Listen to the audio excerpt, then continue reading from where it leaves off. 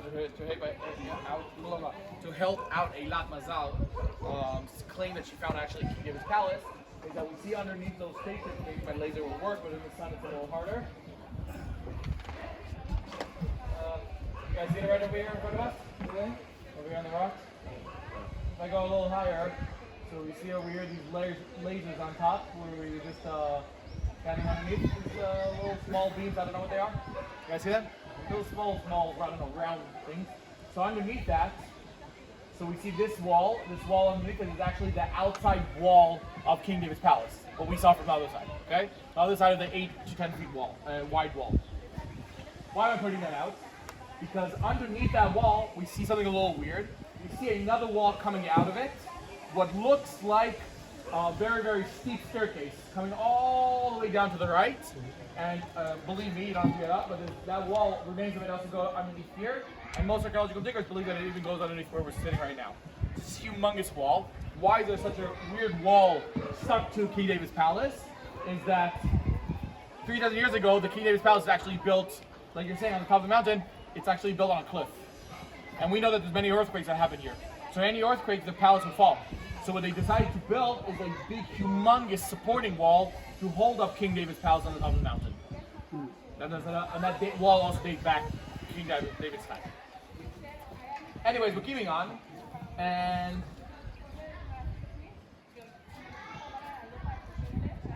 2,600 years ago, thinking where to start off the story, how to build it correctly.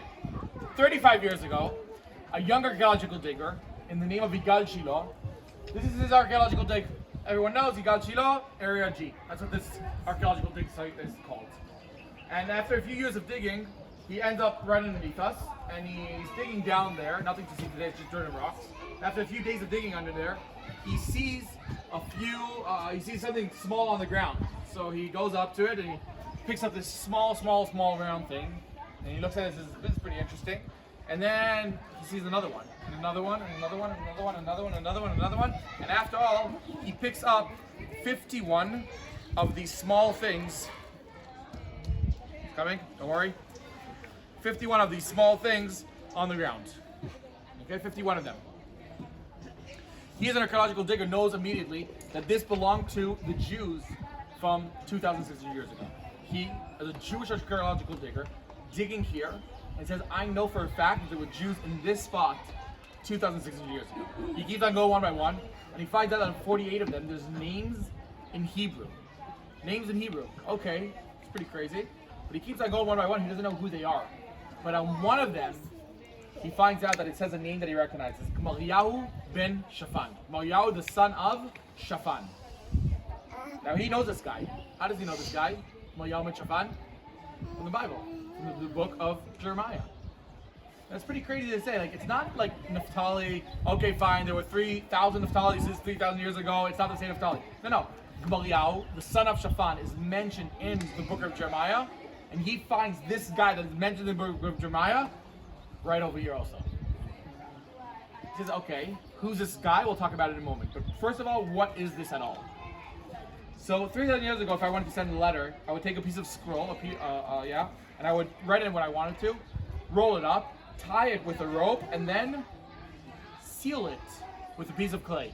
So I would have a ring on my finger with my name on backwards. I would push it down onto a piece of clay, and my name would actually get signed onto this note.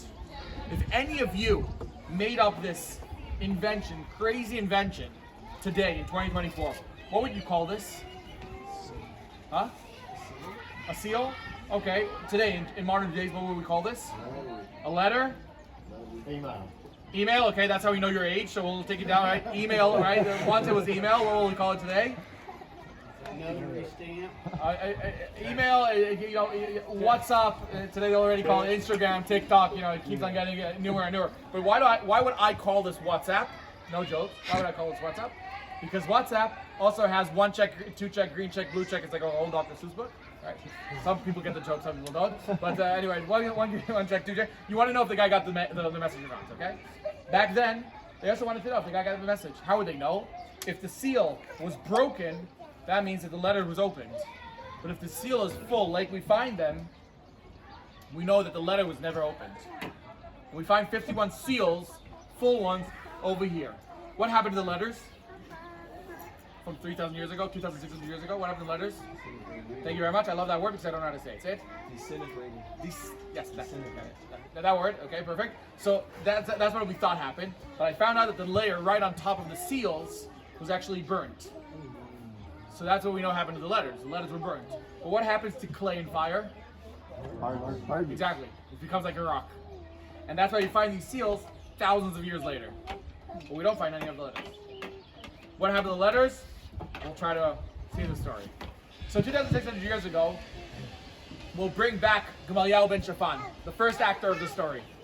On the right of me is going to be the king at the time named Yehoiakim, and at the left of me is going to be the prophet at the time named Jeremiah. And at the time, the Jews weren't going in the right way, and God is going to punish the Jews. You can tell them, you guys are doing wrong. So you guys are doing wrong, and I want to punish you, and the punishment is actually going to be destroying Jerusalem. And he tells the prophet Jeremiah, the Jews are doing wrong, tell them to stop, or I will punish them. And Jeremiah gets his prophet, and he wants to tell all the Jews, but he's just a prophet, he's not the king. So he needs to tell the king to tell everyone. But is the king and the prophet, are they friends? No, they're never friends, right? So he can't tell the king, he can't talk to him.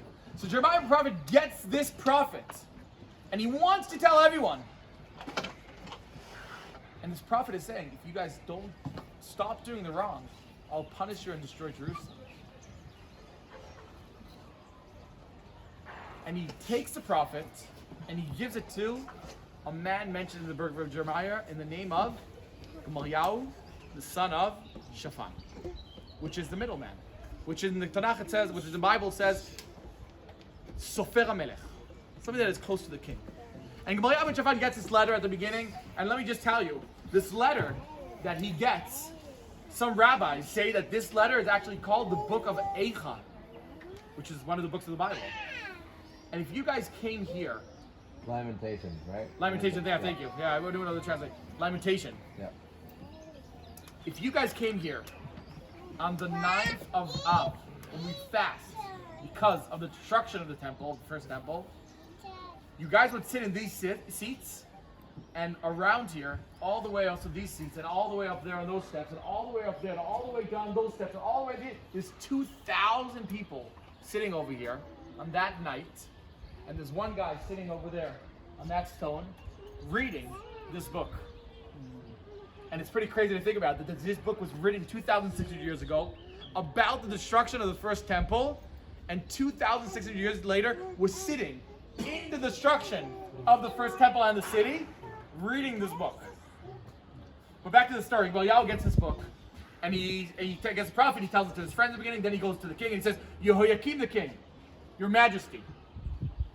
Jeremiah the prophet says in the name of the God that if we don't stop doing the wrong, God will punish us and destroy Jerusalem. What do you guys think that the king did at that time? Did he keep on or did he stop? He took the letter, ripped it in half, threw it into a small fire next to him, and says, God will never destroy Jerusalem. God will never destroy Jerusalem. Which we know that was wrong, because a few years later, God does send the Babylonians, and they do destroy the first temple on top of the mountain, and all what you see right in front of you is remains of the city from 2,600 years ago. But the story doesn't stop there, and it gets even a little crazier.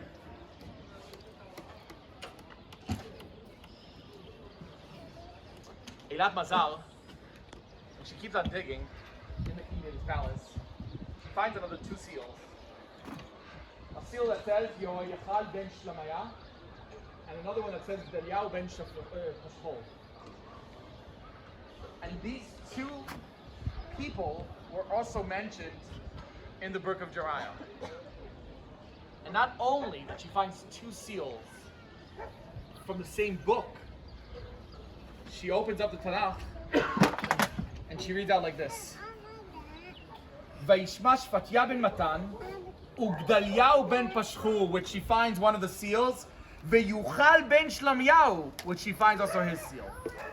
2 seals that she finds right up here, mentioned in the same verse in the book of Jeremiah.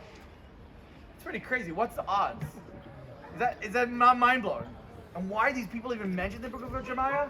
Keeping on the story, when the king throws the scroll into the fire and doesn't believe that this prophet is going to come true, he asks his helpers, these two helpers, these two guys, what should we do with Jeremiah?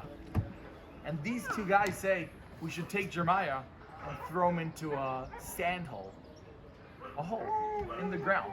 And over there the sand will suck him in and that's how he'll die. The story doesn't end like that because they'll save Jeremiah after.